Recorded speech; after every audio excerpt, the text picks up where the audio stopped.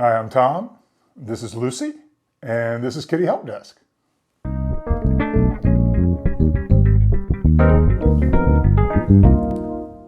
So today I want to talk a little bit about weight loss in cats and how we can manage that.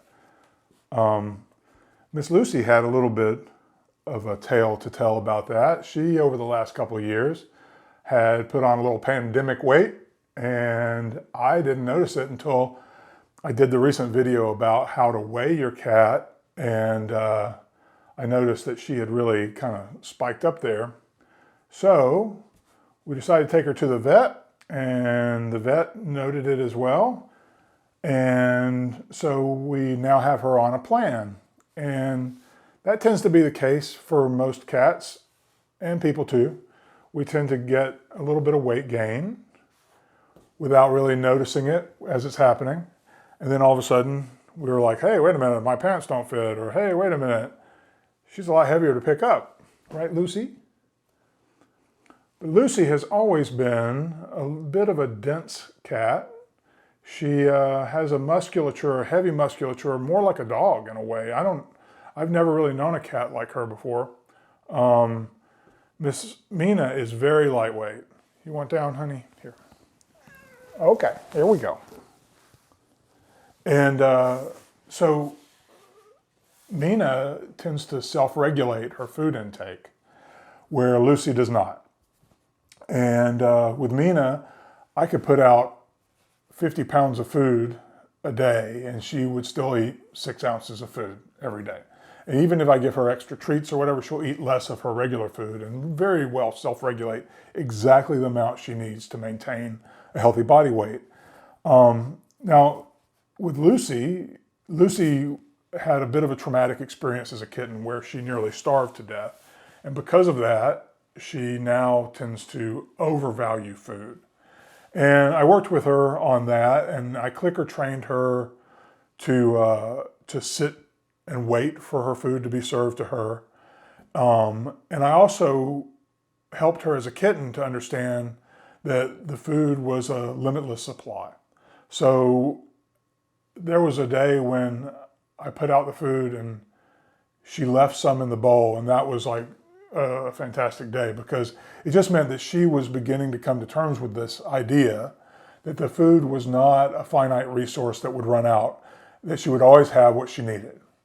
So she still is very food motivated, very food driven. So that's contributed to essentially me feeding her a little bit too much. Now, there are several reasons why a cat might gain weight. One of those reasons is genetic predisposition. They might inherit a heavier frame like Lucy has. Sometimes they may be on medications that make them gain weight, maybe water weight gain or something. Sometimes they may have a disease of some sort. Sometimes the food quality factors into it. Sometimes just behavior factors into it, believe it or not. Cats really learn pretty easily how to get more food out of us. So, they watch us, they pay very close attention to what we're doing, and they can figure out, they generally learn through a system of trial and error. So they're going to keep trying different things. And if something suddenly gets them a little bit more to eat, they're certainly going to try that again. So over time, they may end up eating too much food. And it's not really anything, it's certainly not something that owners should be blamed for. As humans, we kind of have the predisposition to want to please. We want people to be happy. We enjoy seeing, giving someone something and having them show gratitude or having it make them happy. And unfortunately, most of us don't have a lot of that in our lives where we can actually help someone and see their gratitude and their happiness. But with our pets, we can. And so we like to give them a little something extra because it makes us feel good, to see them be so happy when they get something.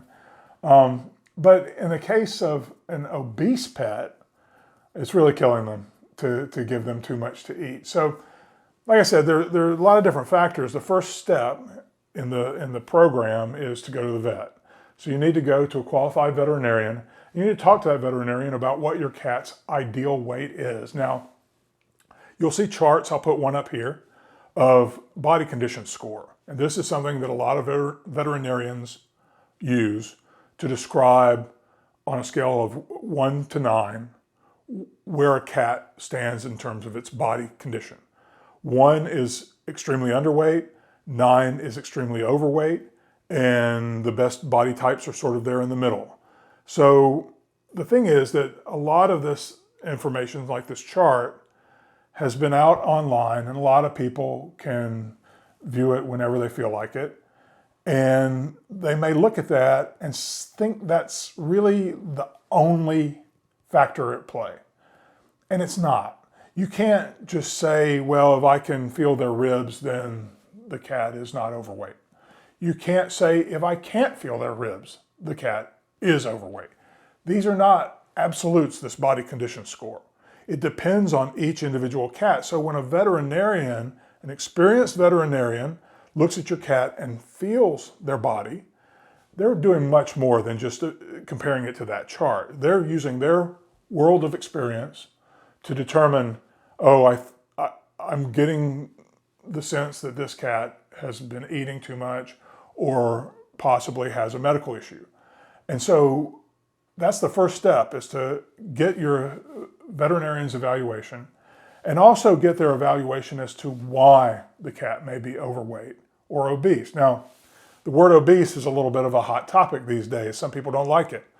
But technically speaking, obesity is what happens when excess body fat negatively affects an animal's health. It's purely objective measurement. Does this excess weight create joint and muscle pain? Does it create organ malfunctions? I mean, it can create all kinds. Excess fat really hurts every animal's entire organic structure. Every organ is affected in the long term. So once we sort of set that as the definition of obesity, there's another definition I should mention too, that obesity is an animal being 30% above their ideal weight. 30% is significant. With Lucy, I've talked to her veterinarian and we feel that her ideal body weight is around 15 pounds. She's now, according to the weighing video, at that date, she was 18.49 pounds when I weighed her that day. And so she's a good 3.5 pounds overweight. That's not 30% overweight. So she's not obese, but she is overweight, and I'm taking her down. She's already lost a couple of pounds on the program. Now, you have to be very careful. If you and your vet agree that your cat needs to lose weight, a lot of veterinarians and a lot of people in general are generally sort of misinformed about what diet means. To a lot of people, a diet is something you go on for a short time till you lose the weight, then you can go back to eating whatever you want. And that's why people tend to lose weight and gain weight and lose weight and gain weight all the time. We don't want that to happen with our cats. So when I talk about diet, I'm talking about their permanent diet. This is what they're going to eat from here on out. And over time, we may alter how much they get fed or what they get fed as they age and grow and change. But we need to determine what that optimal diet should be for each pet. And so when we start out with a pet that's overweight, and if the veterinarian determines, I think that this has happened because the animal's getting fed too much, then we need to start developing our plan. And what we need to do is we look at what the pet is fed each day, and that includes mealtime, between meal snacks, and treats that are given throughout the day. So once we add all that up, we then have an idea of what they're being fed. But most pets are not fed the same thing consistently day to day. If you feed your pet kibble, it's highly likely that every meal is a different amount of calories. simply because if there's a scoop involved or just shaking it into the bowl, like who knows how much went in there. Just the difference of a few pieces of kibble can make a significant difference in a cat's weight over the long term. So the first step really, kibble's not the healthiest option for them to eat anyway. So if you can afford it, put them on a wet food diet. That gives us a can that is a certain amount of calories, a certain amount of food, and it's very easy to measure. I use the little cans, 3-ounce cans. And for example, Mina eats 2 3-ounce cans of food a day. And I vary what cans she gets, but she eats 2 3-ounce cans a day. And she gets a handful of treats. For Mina, she gets 5 treats a day. So if she gets more than 5 treats, she won't eat those full 2 cans of food because she's self-regulating. But with Lucy, if I gave her 100 treats a day, she would eat all 100 treats and all of her meals as well. So we have to limit that when we have to be conscious of it. And if there's more than one person in your household, everybody's got to be on board with the plan. And the plan has to be, let's cut back slightly what was being fed before. The easiest way to cut back is treats, because everybody likes to feed treats. Like I said before, we love to see them get excited and happy and you give them a treat. Or they earn the treat. Even with clicker training, there's a lot of treats given during clicker training, and we have to be very careful to say we're only going to give out this many treats. So if you put aside each day, say the cat gets 5 treats a day and we're going to put them all in a little container each day, then everybody in the house can look and see if the treats are still there, they can give them one. If they're not, they can't. And that, reducing the treats are the highest caloric item in their diet probably. So reducing that, kind of the first thing. The next thing is to slowly reduce their meal size. The problem that everyone gets into is that the cats suddenly aren't satisfied because they're not getting the big meal that they used to get. They might be getting 3/4 of it, or whatever you end up determining with your vet's advice. But you can certainly help them feel more sated if you split the meals up into more meals per day, and you make sure that the meals have plenty of protein and plenty of fiber. And to be honest, these are all things that could apply to humans too. It's not just for cats. But in our case, we're talking about cats. And if we can just reduce the total caloric intake per day over the long term, they'll lose weight. So with Miss Lucy, I cut back 1/2 a can of food for her, and I removed an additional food I was feeding her. I removed it altogether, and I reduced her number of treats to 10 treats a day. Now that sounds like a lot, but she does clicker training each day, and I use these low-calorie treats. So Mina's 5 treats and Lucy's 10 treats are about the same amount of calories. And what I've seen is since I put her on this diet back before Christmas, she has lost 2 pounds. And I intend to leave her on this diet long term unless she dips below her ideal weight. So I want to monitor her. So that's another part of the plan, is to at least once a month to put them on a scale and check their weight. You want to use the same scale every time because scales vary a little bit, but if you compare on the same scale 1 month to the next, that's all you need to know is the comparison, and see that they're losing. If they've lost any weight at all, great. Continue with the plan. If they haven't lost any weight, maybe you need to reduce the meals a little more. Maybe we need to add a little more activity to their world, to their daily plan. So it's all just a process of reading and reacting. We take an action, we see what the result is, and then we alter the plan slightly. And then over time, as the cat becomes used to what they're eating all the time, then that's just the daily routine. It's no longer a special diet. It's no longer a goal of weight loss, like you might get if someone recommended you put them on a special food for a period of time that's supposed to help them lose weight. No. Just put them on the food that they're on. Just reduce the portion size slightly.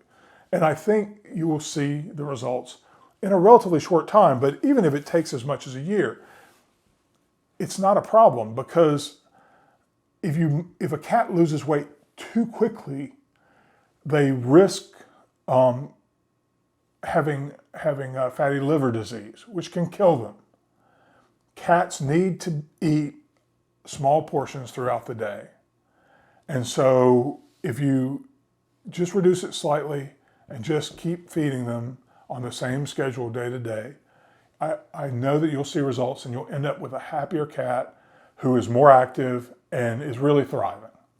So I'll try to remember to update you as we go along with Lucy's progress, but right now she's lost 2 pounds, and I am thrilled, because one of the reasons for her vet visit was that she had sprained her elbow, and she had jumped down, and there was a muscle strain of some sort in her forearm or elbow, and she was limping very slightly.